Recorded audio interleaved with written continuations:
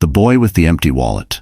Rain pelted the cracked windows of the baker's shed as 12-year-old Aiden pressed his forehead against the glass. Inside his palm was his wallet, flat, lifeless, and soaked through. It had once held enough money to buy his sister's heart medicine. Now it held only a bus ticket and a torn family photo. Aiden's predicament was clear. If he didn't find the stolen money by nightfall, his little sister might not survive. He had spent all summer doing odd jobs, shoveling compost for Mr. Glenn, cleaning fishing nets for old Maggie, selling wild berries by the roadside. Every coin counted. Now, the money had vanished from his school locker that morning. Only one student had walked past him just before he opened the locker. Caleb Morris. Caleb was the son of the richest family in Glenshire.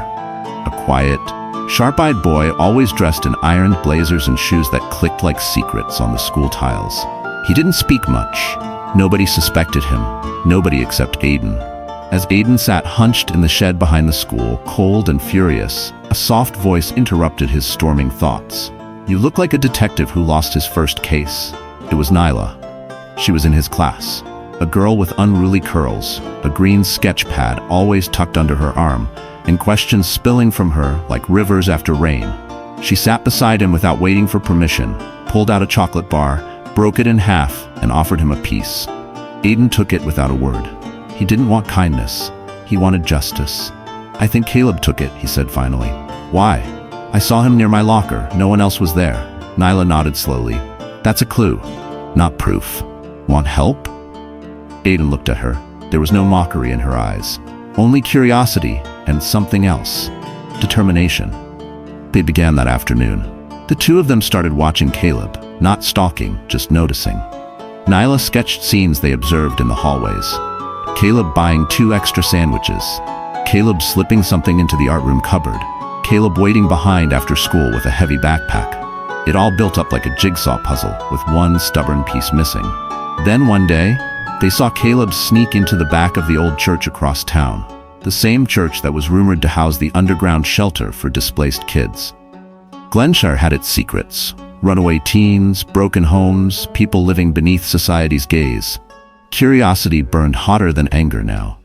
That evening, as shadows crawled up the cobblestone lanes, Aiden and Nyla crept around the back of the church and peeked through a broken pane. What they saw stunned them. Inside, Caleb was kneeling beside 2 tiny kids, twins, barely 4 years old. He pulled out a metal box and handed them socks, canned beans, and bandages. Nyla inhaled sharply and drew back. "What the?" "He didn't steal my money for himself," Aiden whispered. "He stole it to take care of them." Confusion twisted in his chest. The next day, Aiden confronted Caleb.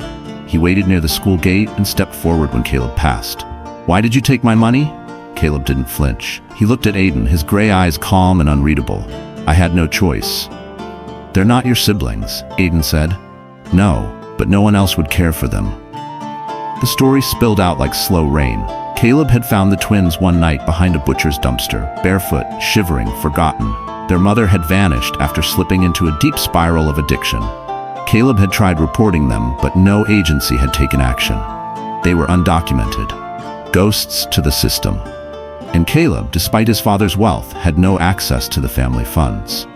His father believed charity made men weak. So Caleb started stealing, carefully, discreetly, from students who wouldn't miss a few notes. But when he saw Aiden's wallet, thick and tucked with intent, he took it to feed the children. "I'm sorry," he said, not pleading, just stating. "You could have asked," Aiden snapped. "You think you'd have given it if I had?" The silence between them was loud. That evening, Aiden couldn't eat. He sat on the back porch as his sister coughed in the other room.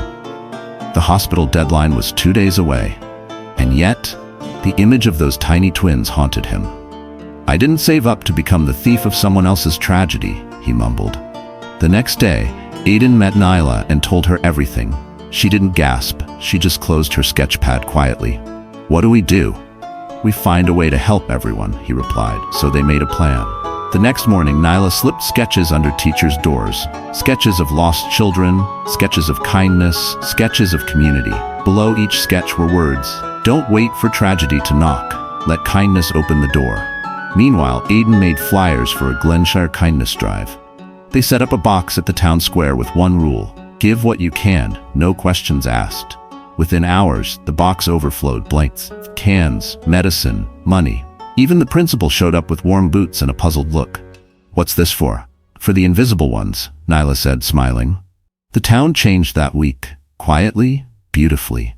Caleb never took again. He didn't have to.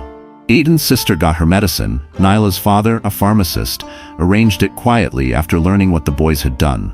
The twins got enrolled in a shelter program. Caleb visited them every Sunday.